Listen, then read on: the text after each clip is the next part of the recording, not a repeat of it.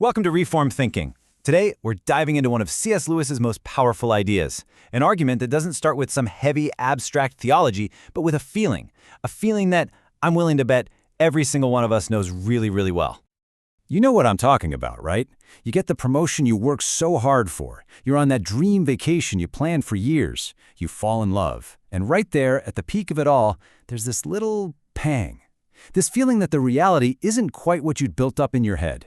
You thought this is it, but something's still not quite there.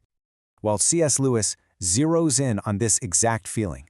He sees it as a massive clue about who we are, and he says it happens even when everything is objectively great. The marriage might be wonderful, the scenery breathtaking, the job fulfilling, but still, as he puts it, something has evaded us. His point is, this isn't a sign that your life is broken. It's a sign that you're human. Right. So if this is a universal human feeling, what are we supposed to do with it? Lewis lays out three basic ways people react. And you know, the first two, the most common ones, he says are complete dead ends. So let's break down these two wrong turns. First, you've got what Lewis calls the fool's way. This is the person who blames the things themselves. He thinks, oh, this job wasn't the right one. A different job will make me happy. Or a different car, a different relationship, you name it. On the total opposite end, you have the disillusioned, sensible man. He decides the problem isn't the thing, it's the desire. So he just gives up on it and tries to kill that longing inside him. And Lewis's description of the fool's life is so vivid. It's this non-stop, restless chase. He's always trotting, as Lewis says, from one thing to the next, convinced that this time it'll be the real thing.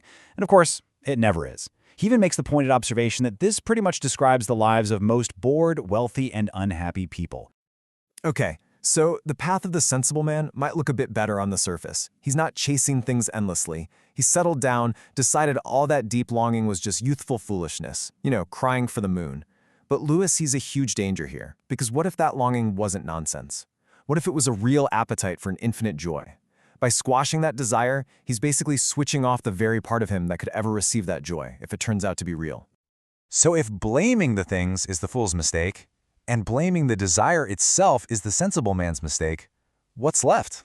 This is where Lewis brings in the third option, the Christian way, and it totally reframes the entire issue. That deep, nagging ache, it's not a problem to be solved. It's a clue. And this right here is the heart of his whole idea. It's often called the argument from desire. Put simply, it's this. If we find within ourselves a hunger so deep that nothing in this world, not the best career, the best relationship, the best anything, can ever fully satisfy it, then maybe, just maybe, it's because we were made for another world. He breaks it down with such simple, common-sense logic. Think about it. Creatures are born with natural desires, right? A baby feels hunger, and guess what? Food exists. A duckling wants to swim. Well, water exists. So Lewis poses the question, if I find in myself this one unique desire that no experience in this whole world can quench, isn't the most likely explanation that I was made for another world where the satisfaction does exist? This just changes everything about how we view the good things in this life. That wonderful marriage, that beautiful sunset, that piece of music that moves you to tears, they were never meant to be the final destination. They're just signposts. Lewis calls them echoes or copies, meant to awaken that deeper longing in us for the real thing, for our true home. Exactly. And look, this isn't just some neat philosophical trick to make you feel better. This understanding actually becomes the foundation for a very real, very active Christian virtue. And that virtue is hope. We've got to be careful, though, because we use that word so casually today. I hope it doesn't rain. This is not that. For Lewis and for classic Christian teaching, hope is one of the big three theological virtues, right up there with faith and love. It's the disciplined, constant practice of looking forward to the eternal world. It's a duty. Now, the big pushback you always hear is, oh, that's just escapism. That's just pie in the sky when you die so you can ignore the problems of today. But Lewis argues the exact opposite is true. He says it's precisely the people who are most focused on the next world who end up doing the most good in this one. And he comes with historical proof. Just look at the people who actually changed the world. The apostles, who turned the entire Roman Empire upside down. The great thinkers and builders of the Middle Ages. The English evangelicals who led the charge to abolish the slave trade. What did they all have in common? Their minds were fixed on heaven. It was their hope for the next world that fueled their work to fix this one. And that all leads to his final, most memorable conclusion on this whole topic. It's a bit of a paradox, but once you hear it, it just clicks. Here it is. Aim at heaven, and you will get earth thrown in. Aim at earth, and you will get neither. Wow, what a line.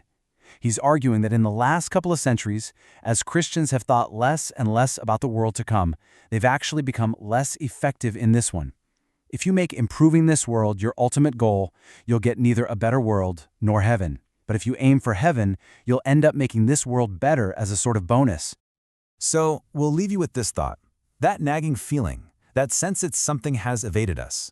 Lewis says that's not a bug, it's a feature. It's a spiritual compass built right into every one of us. So the question is, if he's right, what is that compass pointing to in your life?